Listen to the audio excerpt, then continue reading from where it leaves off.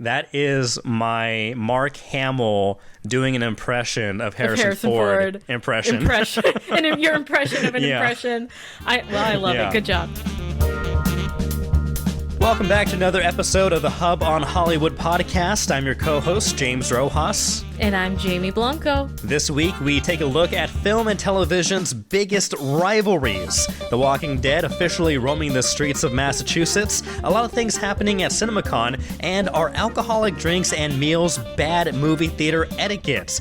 We'll get into that. But first, let's talk about another movie theater treat that created a lot of buzz and apparently a lot of controversy because AMC Theaters is regretting the release of the Dune Part 2 popcorn bucket. Jamie, you've seen the bucket. What are your initial thoughts on the look, the vibe, the feel of this? Because people had problems with this. Okay, so maybe I'm just too innocent, but I just thought it was cool. Like, I didn't realize there was all of this uproar about it, this fervor about it, until a little bit later, when I was informed by the men in my life, I suppose.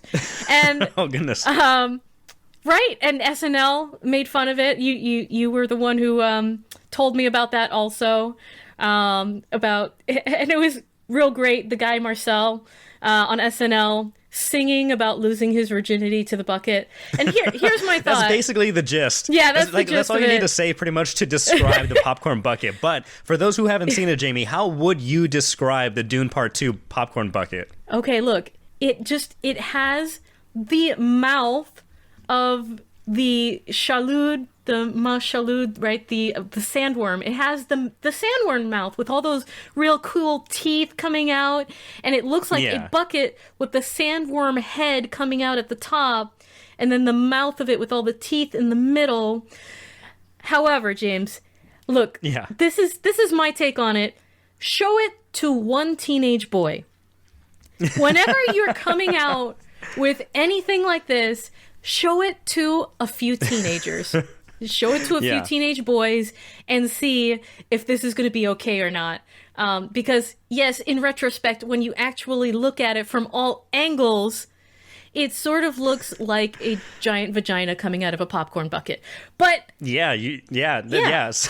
Apparently, people, the folks over at AMC, the content creators, they that just went over their head initially because after the fact, after the SNL skits, after the online memes, the chief content officer for AMC, Elizabeth Frank, she came out and said that they never would have imagined the response that the sandworm popcorn bucket got, saying they would have never, if they had known the response afterward, they never would have created it knowing it would be either celebrated or mocked. And basically SNL, just going straight for the obvious joke with this musical like rendition or song, explaining what some people would be doing with this very the sexual looking object. I like the part where it's like the kid's in the movie theater and he gets the bucket, he like puts butter in it, and then instead of walking into the theater, he walks straight into the bathroom with it. Yeah. James, did you notice there was something off with the bucket? Well, at first, to be honest, I learned about the bucket from SNL because in the song they also sing like, this is not a joke, or like this, like we didn't make this up, this is a real thing. And so you Google it after the fact and I get and AMC is known for their bucket campaign. Like, for example, they had like the Transformers popcorn bucket, and it was Optimus Prime, and in like the back semi trailer it opens up from the top and you can put popcorn there, and then the car, the semi-truck part of it, you could put a drink in there, and then you have all these other, like, I think there was a Barbie, they have a variety of popcorn buckets, and so they're known for coming out with like the next blockbuster item that people can collect. And so this was, in hindsight, again, without everything that followed, if somebody was in the creative room like, hey, let's make a popcorn bucket where you can stick your hand in the sandworm's mouth and pull out the popcorn, that'd be fun, because what else are you going to use from Dune to create a popcorn bucket? I don't think you're going to make like a Timothée Chalamet head and do that, because I know for Batman, the Batman with Robert Pattinson, they had a Batman head with the mask on, and then you pop the top open so you could pick out his popcorn brains. I don't think you could do anything else other than a sandworm, and then in hindsight you're like, okay, maybe we should have thought a little bit longer on this. But what was even funnier was seeing the cast respond to it, because during their press tour, that was one question that kept coming up. And Austin Butler, during one interview, he was with Timothée Chalamet, and somebody asked him about the popcorn bucket, and he's like, "What is this? This is the second time somebody's brought this up, and I have no context or clue." And then Timothy had to explain it to him, and then joking about how he was the one who designed it. And then you even had the director, Denis Villeneuve, his reaction when he first saw it was "Holy smokes!" And then Florence Pugh, when she saw it, she was like, "It's not okay." So it's all good. It's great buzz. There's no such thing as bad publicity. So I feel like it worked out. Oh, and of course, who else is going to be capitalizing on the lewdness of the bucket than another big star with a big movie coming out, who is known for his potty mouth and his potty humor? Yeah, none other than Ryan Reynolds, aka Deadpool. We saw a picture come out with the popcorn bucket filled with popcorn, but you see Deadpool's mask, but instead of the normal mask where his mouth there would just be nothing, just cloth, there is the Dune with the Dune worm mouth. mouth, and so it has the prongs and everything. And so if they do make that, I think they have to. I don't know if that's just a fun kind of post for clicks or whatnot, but I think they have to commit to that, because that'll be the best, most meta thing that Deadpool could do for that. And I think it's a win-win for everybody. And he is known for his viral marketing techniques. I don't know if you remember the Peloton treadmill commercial or whatever that had come out. Yeah. That was so tone deaf, and people were really, on it about this being just such a ridiculous commercial. And then he had turned around and got the actress from that commercial to do a commercial for his liquor company, right? It's you need a drink, dear. You've had a rough week. So he's known for viral marketing techniques and whatnot. So the fact that they've put something like this out for the next Deadpool movie, it's so fantastic and on theme for Deadpool. And I would love to actually see it, but yeah, I don't know if it's actually going to happen. I think that would break records. I think AMC would see bucket sales out the roof. And so AMC, listen up. Right? Just listen to the people. Lean into it. Okay. Well, when we get our buckets, we'll be sure to tweet about it and post it everywhere. So check out, wait for our Deadpool bucket if they do make it. But one thing that I used to be a big popcorn eater at the movie theater, but as a regular AMC customer myself and an AMC Plus member, cinema whatever we're called, they honestly, in the past 5 years or so, have really ramped up their food and drink game. They've actually opened up a bar at their AMC locations called McGuffin's, and then they also really improved and created a wide variety of options for their food menu, including obviously you get popcorn, you get nachos, but they've extended it to wings, to chicken tenders, even Impossible nuggets, curly fries, flatbread pizza. There's so many things that they've added to the list, and I enjoy it. I make a day of the movie theater experience, and so I go all out, I pig out, and oftentimes you will see me with several boxes and a drink or a beer in hand. However, is serving alcohol and meals in a movie theater a threat to cinema etiquette? That is the question being posed by People magazine after Danny McBride, the actor and comedian, came out and spoke out against the serving of meals and alcohol at the movie theater. Jamie, first, before we get into it, what's your go-to treats, meal of choice at a movie theater? Well, I'm really happy about the new selections that they have at AMC. Okay, so if I'm going all out, money's no object, and I'm there to just have the cinematic experience of my life, I'm going to have the Impossible Nuggets, because I think that they do the plant-based nuggets better than anywhere I've ever had them. They're so good. Right? Yeah. Yeah. They're so tasty. My wife and I joke about just going over there to just buy the nuggets and then just like return the ticket and leave. Like, no joke. They're that good. They are. I agree. And so I get the Impossible Nuggets. I get the curly fries. Yes. All right. Yeah. I might get myself some. I might get myself some Bunch of Crunch, for when the food is over. And for a drink, I like to have a rum and Coke. I like to have a Cuba Libre with me. Hopefully the movie's not too long and I won't have to run to the bathroom. But if I can, hey, I'm going to get myself a rum and Coke. I know I can handle my liquor, James. I'm not going to start getting rowdy, and being ridiculous in the theater. But it's just frustrating because it's always like one bad apple or a couple over time. And then then we can't have the nice things. I want the nice things, James. We've talked about some of our bad cinematic experiences, but what is this article talking about in terms of why is it bad etiquette?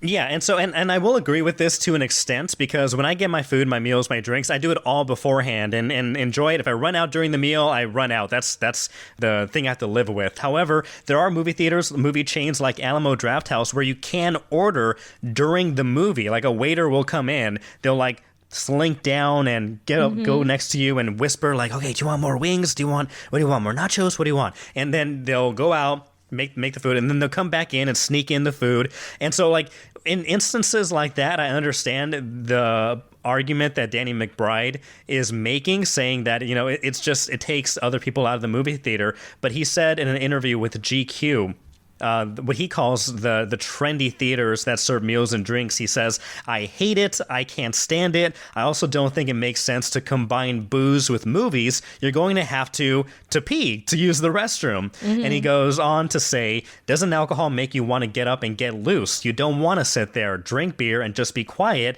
I would have no interest in going to see a movie and just pounding IPAs, just effing falling asleep.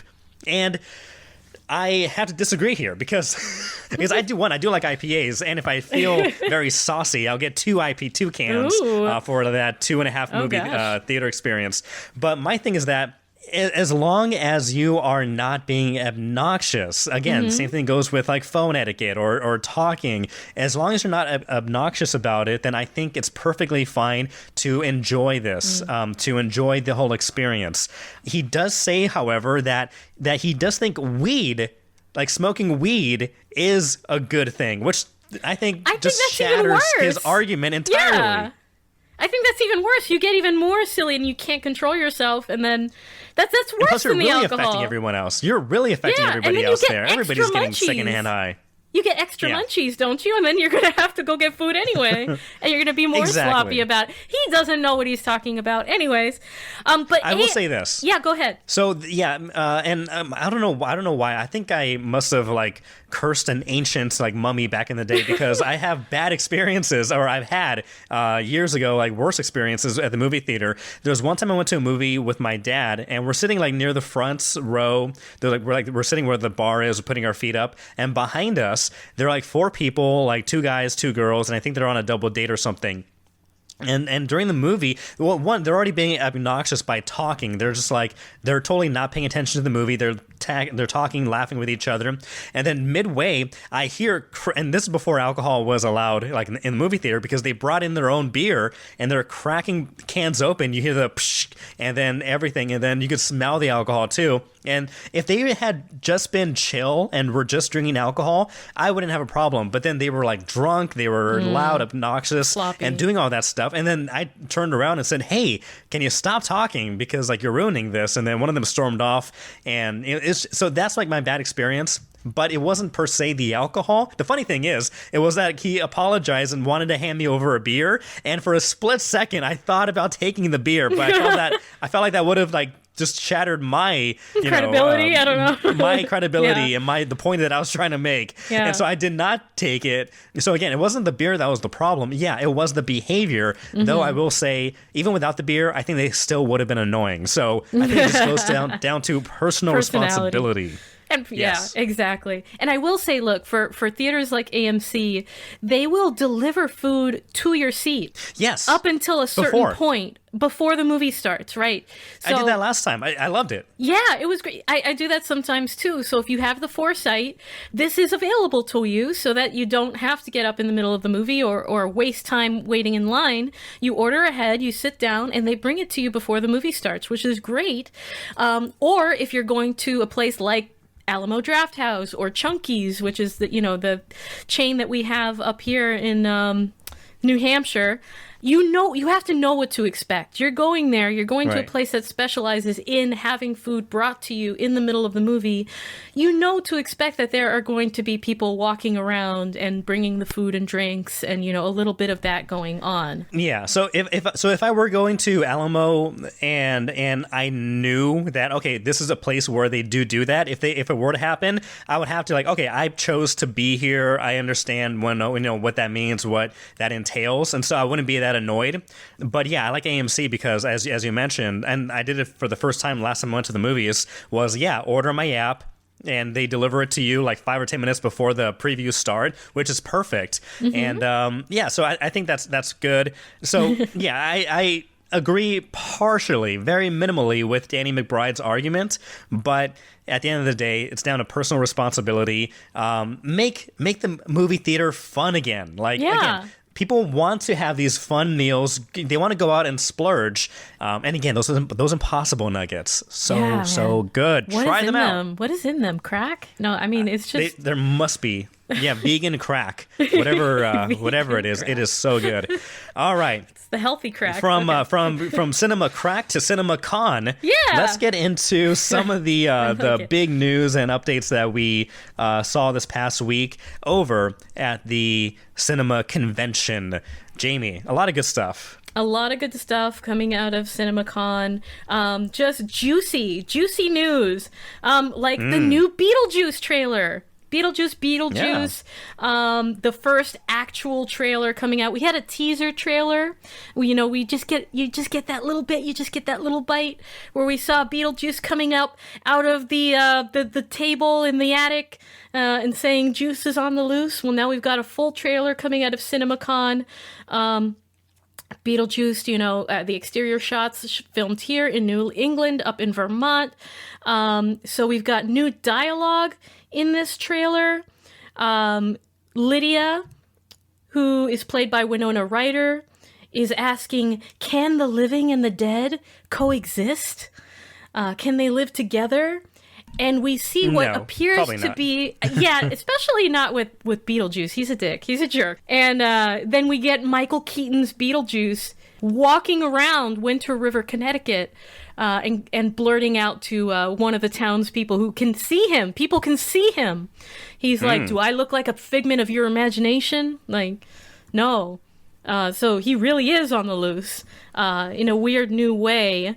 So that's really exciting. Well, to be fair also, I guess he was always able to be seen because, again, even in the small town, what's her name? Winona Ryder's character saw like a mini Beetlejuice in that fake town. And then she said, his name 3 times. And then at the end of the movie, when he was summoned again, the dinner guests, they also saw him. So, you're right. I guess it is possible, but we haven't seen him roaming around in public. What do you know? I don't know if they said if it was sunlight or nighttime, but seeing Beetlejuice walk around in the daytime, I think if anybody saw that in real life, they would just think this is like a street performer or like a homeless person. Yeah. He just had way too rough of a night, but the roaches crawling out of his body might give it away.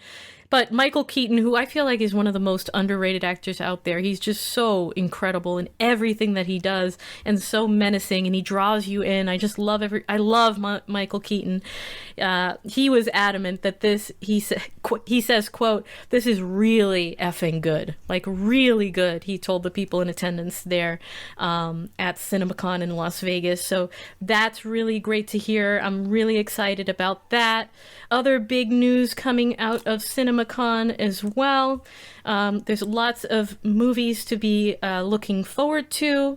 One of them is Henry Cavill's new project with Guy Ritchie that now officially has a name called In the Gray. And we're excited about this one, not just because it's, Guy Ritchie, Henry Cavill, all these great people, but a friend of our show, Chris Ochoa, up-and-coming actor who's been here with us, who's been in a number of huge movies already. He's going to be a part of this project, so we're so excited for him. Hopefully we can get Chris back on the show to talk about this in time. So a few more things coming out. James, what have you got? Captain America, Brave New World. There's new footage showing Anthony Mackie saving Harrison Ford's character from a White House assassination attempt. My man's. Okay. Yeah.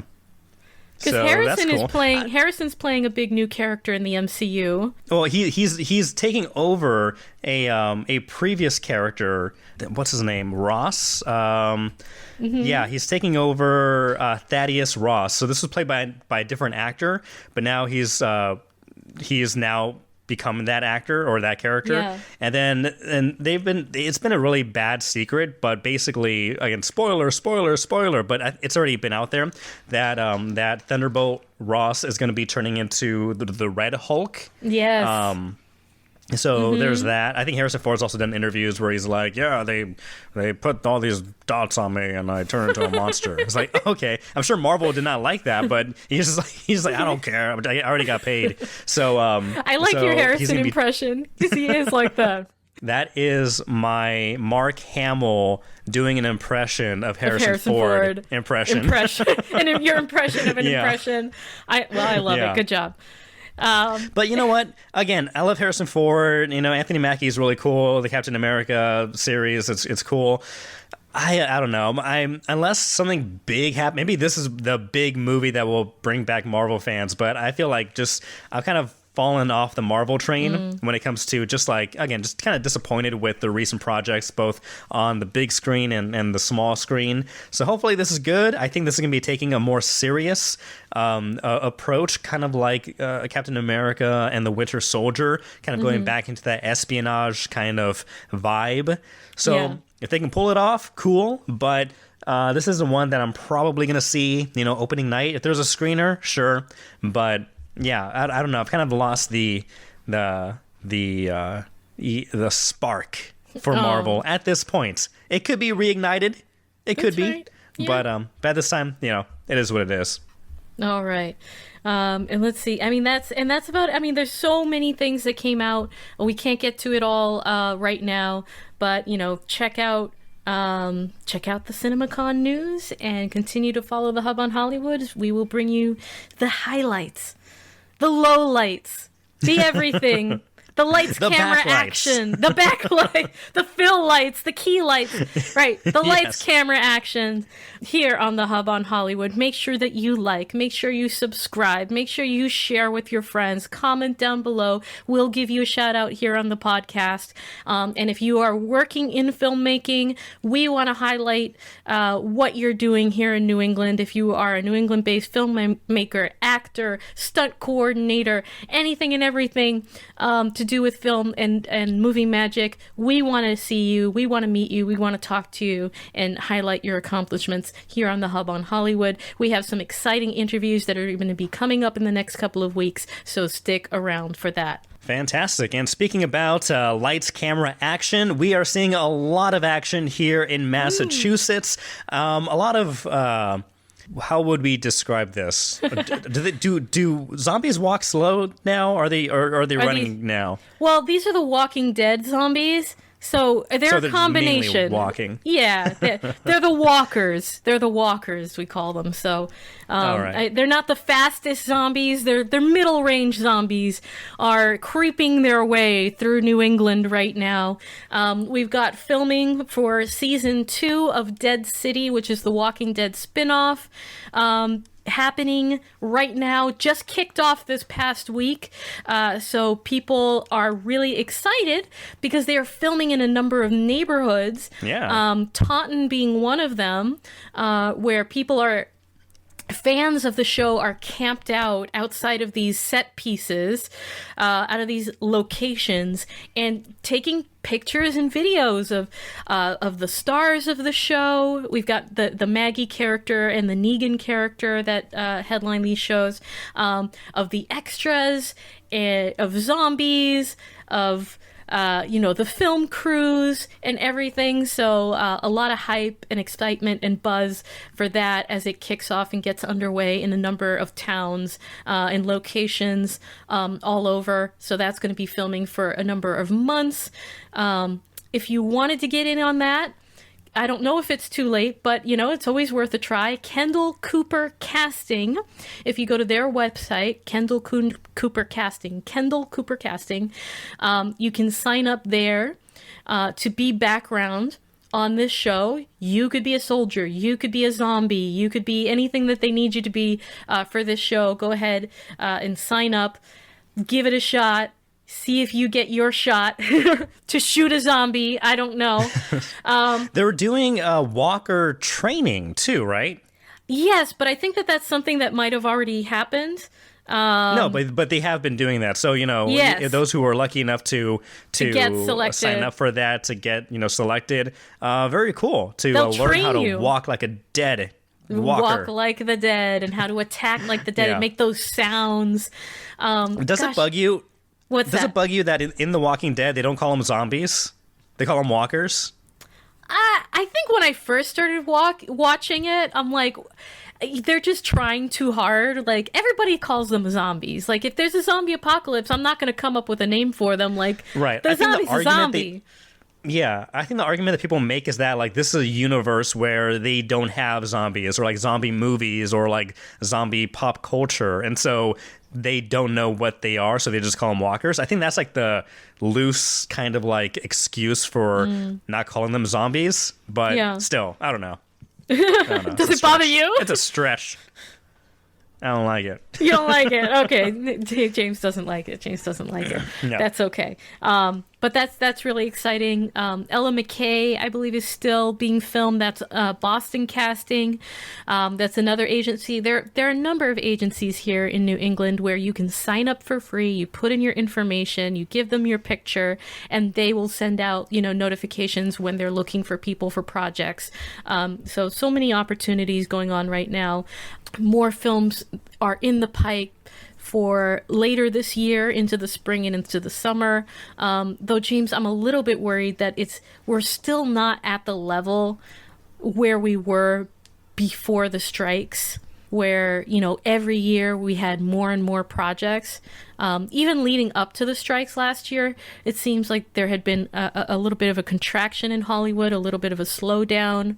Definitely not at the same level of production that we were last year. So here's hoping that changes and that things get moving and grooving, and that we get more of these projects back filming here in New England soon. Things are warming up. It's spring, and hopefully that will attract some talents and some friends. Speaking of attracting friends, did you know we have some friends coming to Boston? Your transitions are on point today. Friends in Boston?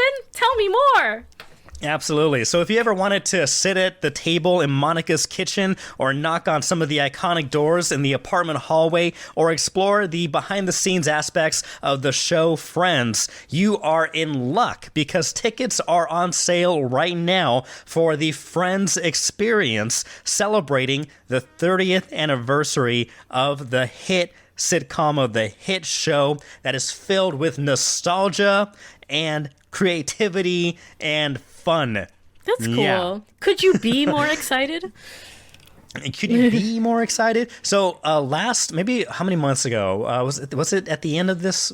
I think beginning of this year or very recently, Central Perk, a coffee shop influenced and based off of the show Friends, opened up here in Boston on Newbury Street in the Back Bay. And it's been a big hit. It's an actual cafe. People can go and order, coffee, you have food, and then you have like settings and a lot of like Easter eggs, and it's a Friends experience there. But this is a roaming Friends event where they bring in, and also here in the Back Bay, it's going to be, I believe, on Newbury Street also, between May 17th and the 19th. Folks will be able to come into this setup where it looks like the set, where it looks like the Friends living room, the dining room, the Central Perk, and even a staircase where you can recreate the pivot scene yourself. So yeah, Friends fans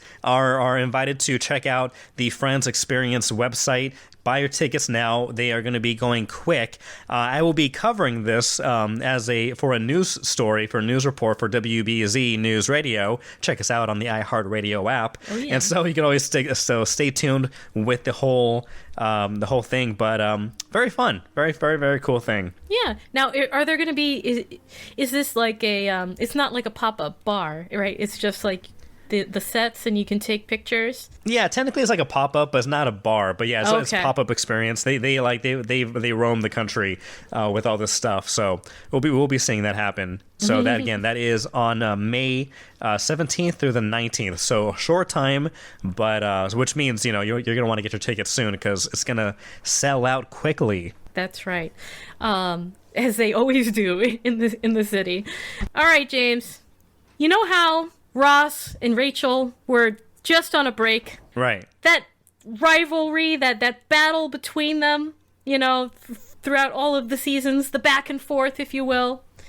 I wouldn't say it was one of the greatest rivalries in television, but we have a new list of what some of the greatest rivalries are, in fact.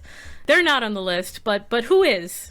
That's what we're looking at next. Yeah, so we have these the folks over at Vegas Gems, this online website. They came out with a ranking of the top film and television rivalries, and this spans the decades, the generations of film and television. They say that, rivalries are at the heart of good television and film. They bring more layers to storylines and characters. They allow more twists and turns and gasp-worthy moments and excitement through the plot. And so through their findings, they found the rivalries across multiple genres. Rivalries that are found in comedies, cartoons, fantasies, action-packed sci-fi movies, demonstrating that they can range from fun and lighthearted to intense and dangerous. And this is they actually came out with like a top 30, but we can mention some of the top 30, but they did have a definitive top 10 list. And Jamie, we'll go down here because some of these are pretty controversial. Okay. And we'll see if we can find some better rivals out there. But on this top 10 list, we have number 10 coming in, Thor versus Loki. I think that's a pretty good rivalry. Yeah, it's very good. It's very decent. Especially the Marvel MCU universe. In the Marvel MCU universe, but I feel like there are more intense rivalries. I mean, this one is lighthearted at times, fun, enjoyable, absolutely. But don't you think the what's his name, purple guy? Thanos? Thanos. Don't you think Thanos versus everyone is a bigger rivalry? Like, maybe should be higher on the list? I don't know. How do you feel about this? Funny you say that because, you know what? Thanos does make the list. I don't think he cracked the top 10. Let's see. Where did Thanos come in? Thanos came in at number 17. Thanos versus Iron Man. So he did make the top 30, countdown. But, it doesn't always have to be like, intense. Like they said, it's lighthearted. Things you enjoy watching. And I think a lot of people get a lot of pleasure out of watching the back and forth of Thor versus Loki. Thor always trying to like convince him to be good. Loki always stabbing him in the back, sometimes literally. Yes. And so I think that's a little fun. I think there's everything in Thor Ragnarok between the two of them was just beautiful. You enjoy watching it. Yeah, I enjoy it. Yes, very enjoyable. Yeah. This one is also a very enjoyable one, and I think a very hard one to deny. Maybe this should be higher up on the list, but coming in at number 9 is Batman versus Joker. I think you have to include them in the top 10 list for best top rivalries. And Heath Ledger's Joker, by far, in a way, my favorite film interpretation of that character. Yes, absolutely.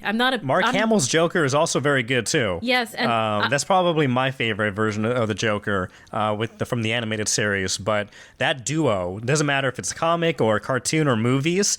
Yeah, that's always a great 1-2 punch combination. You are perfect. You said that perfectly. What's next on the list? Number 8. A Wimboa, a Wimboa, a Wimboa, a Wimboa. We're looking at Scar versus Simba. That was intense. As an 8-year-old boy watching that movie on repeat every time that final fight sequence happened between Scar and Simba, my heart was racing. And so that's one that I think lives, or, any age can appreciate that rivalry. It's lighthearted at times, but you still feel that passion, that emotion. The stakes are so high. I think that's a fair ranking. Isn't it wonderful when the stakes are high? And they did that so well. So yes, when Disney traumatizes you, when Scar kills Simba's father in front of him, and then the ultimate payoff in the end. So yes, I think that's a worthy addition to this part of the list. That's a good fight. Speaking about another good fight, coming in at number 7, Harry Potter versus Lord Voldemort. Of course. I mean, some of these are like, yes, absolutely. You cannot argue with it. They are the biggest pop culture rivalries of all time. Harry and Voldemort. Come on. Yes, absolutely. I think this should be higher on the list. I don't think it should be, number 7, number 6, number 7? That's number 7, yeah. I think it should definitely be, it should be before this next, coming in at number 6. I think this one actually, may not, for me personally, wouldn't make the top 10 list, but coming in at number 6 is Optimus Prime versus Megatron of the Transformers. So, that one I'd probably move lower on the list, or higher numerically. But the next 5, coming in at number 5 and number 4, the only character to have 2 iconic rivalries is none other than Darth Vader. Because number 5 is Darth Vader versus his son, Luke Skywalker. And in number 4, it's Darth Vader versus Obi-Wan Kenobi. Ooh. That's pretty good. Yes. Especially with all the new, with the Kenobi series, with the Obi-Wan series, and getting the backstory on even more of how intense that rivalry was, that battle between them, between good and evil, and the heartbreak, the heart-wrenchingness of that. When we see Darth Vader, who is just newly Darth Vader, in his most vicious form. So that's, these to me should be number 1 and 2. It should not be I agree. 4 and 5. Yeah, the top 3 are controversial. I would not agree with this list. I would say, they for sure deserve to be on this, somewhere on this list. Maybe not top 10, but I understand the reasoning. This is kind of based off Google searches for top rivalries. So, this is based off of that. But coming in at number 3, though very fun, very funny, and many people have enjoyed this. Not sure if I would put it here, but Wile E. Coyote versus Roadrunner, number 3. I think maybe the Google searches are up on that because of the movie, the amazing movie that was shelved and canned and thrown in the garbage and will never see the light of day. It is one of the greatest cartoon rivalries, for sure, yes. But it's not better than Darth Vader. And no. Luke and Obi-Wan, no. So I don't agree with that. Not better than Batman versus Joker either. No. So that one's not a big fan. This one it's fun, the number 2 spot, but I also think it should be lower. Alien versus Predator. I think it has the best names for like a versus, Alien versus Predator. Like they have a movie called that. That is the name of the movie.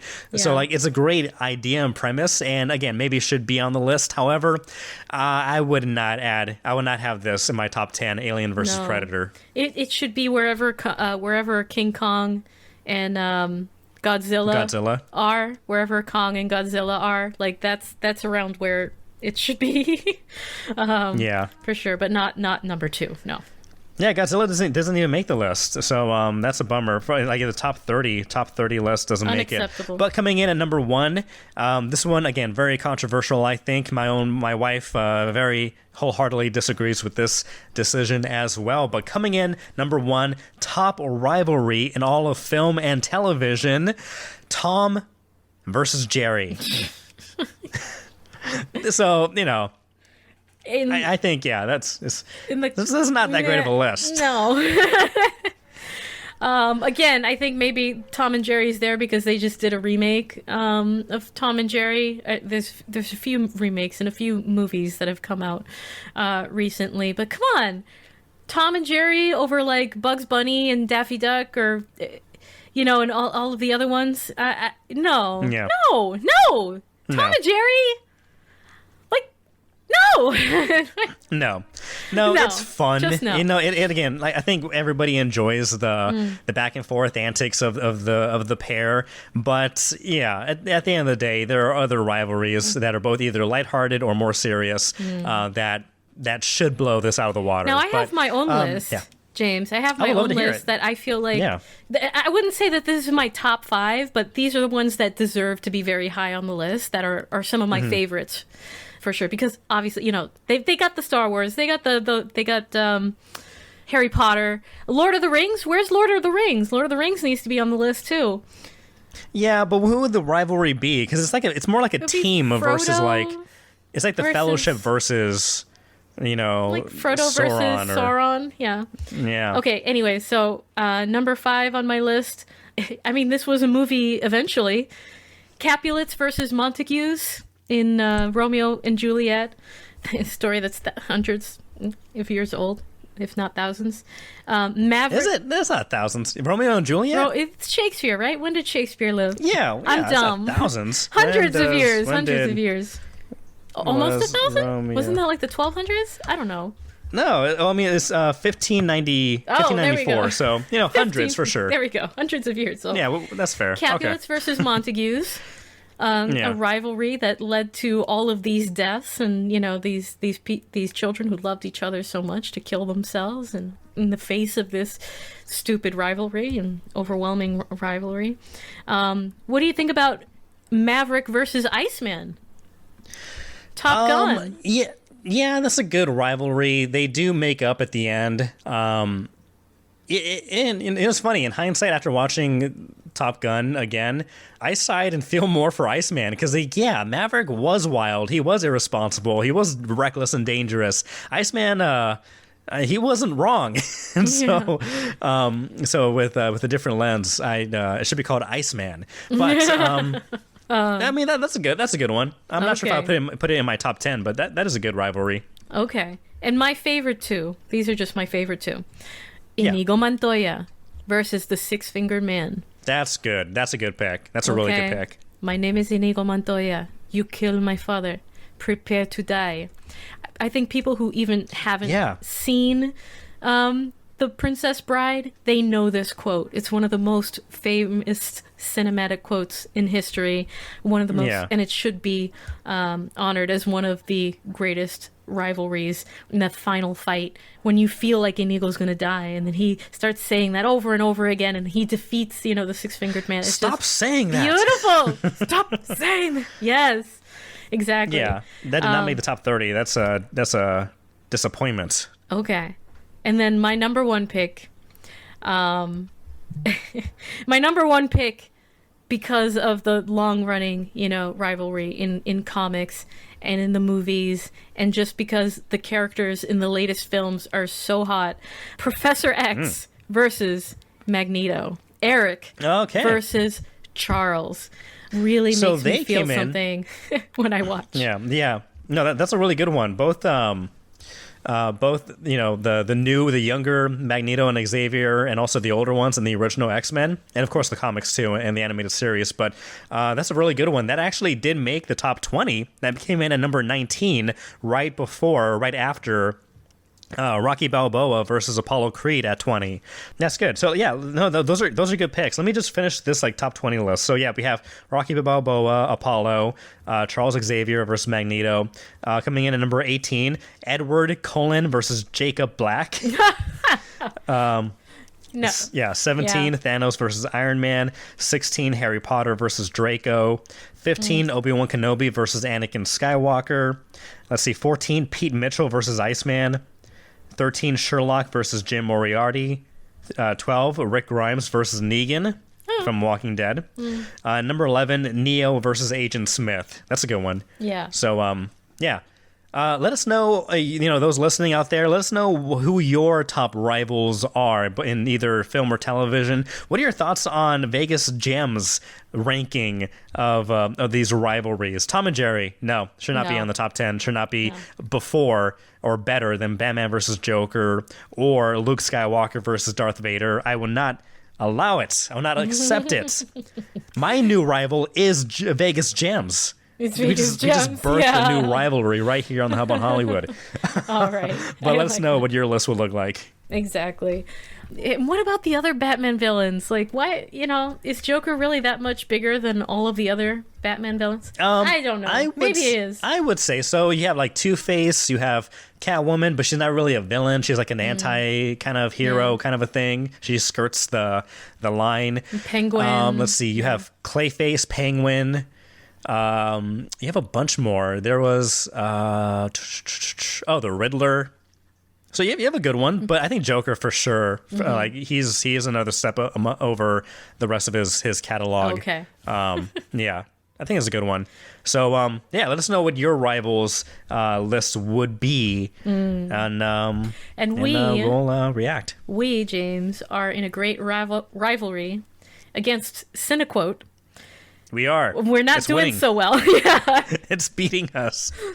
But every week, every episode, we are playing this new game, CinemaQuote, where there is a mysterious movie of the day, and you must guess which movie that is based off of the quotes that are provided. They have 5 quotes for each day.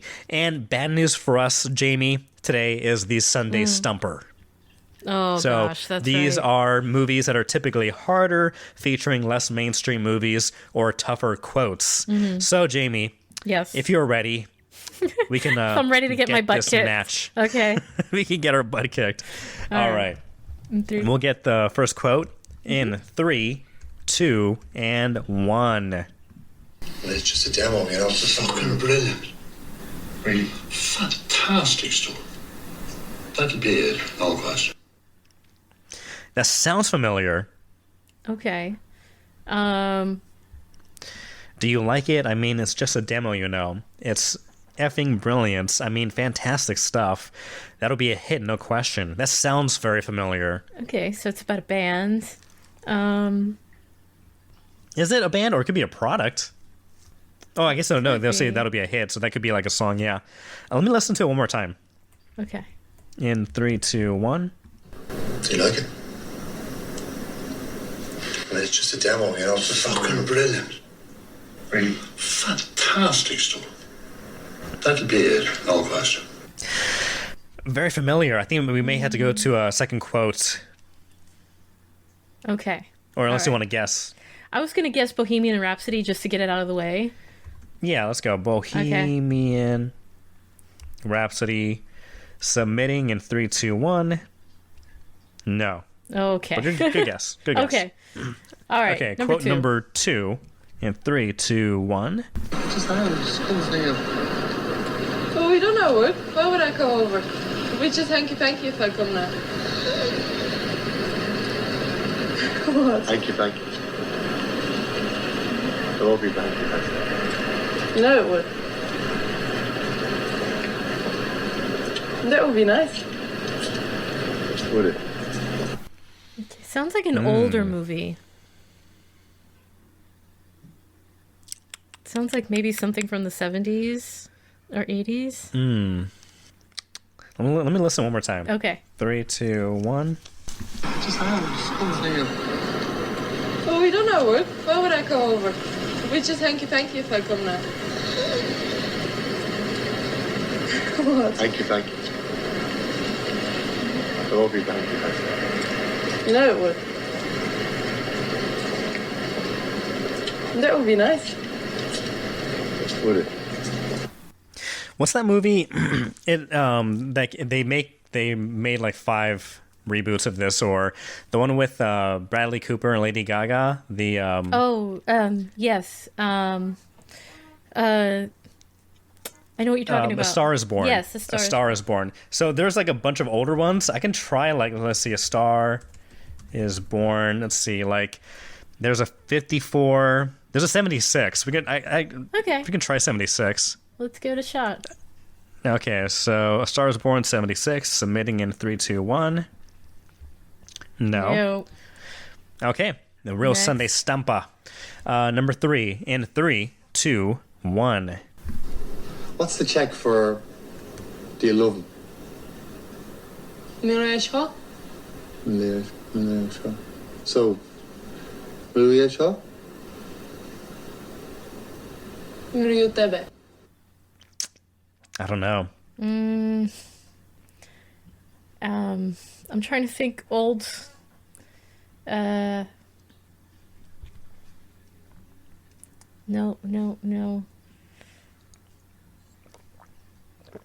You're not Googling, are you? No, I'm not. No. You told me I'm not allowed to cheat. We are not allowed to cheat. A Star is Born, it was a really good guess. Yeah, thank you. Do you want to try A Star is Born even earlier? No, because like the earlier one is like from like 1930 something. Oh.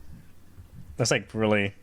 But what movie has bands and a Czech person? It's like and 1954.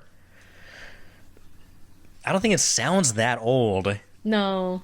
Like quality wise, like audio quality wise. And style wise too. I don't know. Okay, I think we have to skip this one. Okay, we'll skip this one. Okay, quote number 4 in 3, 2, 1. This song you just played, you write it? Working on it. It's not an established song? No, it's not an established song. How come you're not playing during daytime? I see you every day. You know, during the day, people want to hear songs they know, just songs that they recognize. I mean, otherwise I wouldn't make any money. I play these songs at night. They wouldn't listen. I listen. Sounds like an interesting film. The guy's voice sounds familiar. But I can't place the actor. I know. All right, want to go for the last Let's quote? go with the last one. Okay, we'll skip. Fingers crossed. Last quote in 3, 2, 1. And in the chorus, let's say you have those 2 bits, and the chorus goes. Da, da, da, da, da, da, Oh! Ding, ding, ding. Oh my god, okay. Now Something at the tip of your tongue. That's it. What are you Perfect. thinking? Brilliant. So do you want to give a spin? Yes. So, this, I unfortunately, I don't remember the name of the movie, but I had seen this clip or the song on YouTube somewhere, and I actually like really liked the song, and I started listening to it like all the time because it is a really good song. Unfortunately, I can't think of the name of the movie. I can't think of the name of the movie, but I know that song. As soon as he started doing the da da da, like I'm like, ugh. So I used to know this movie. I have not seen the movie, but just based off YouTube clips and the song, I do like it. I'm gonna write that movie from that YouTube clip. Imagine. So I feel like this is one of those things where like you're so close but yet so far. Like I'm imagining the actors. I'm imagining the title of the movie. Never saw it, but I love the scene, and I really enjoy this song that they just sing in it. So after I guess we have to give up. But as soon as we give up and we learn the name of the movie, I'm gonna listen to the song again because it is a good one. Okay. But Jamie, we have to give up, unfortunately. Oh, I'm sorry. Okay, so giving up. Do you want to concede? Yes. Tell me. Tell me. What is it? Once. 2007. Yeah. The audio quality was not very good. Maybe I think it's like more of an indie movie. Again, so after this, check out Once song or whatever on YouTube. Those listening, check out the song because I actually do enjoy it, and I never got around to watching it, but let's see. I could see that scene in my head. A vacuum repairman moonlights as a street musician and hopes for his big break. All right.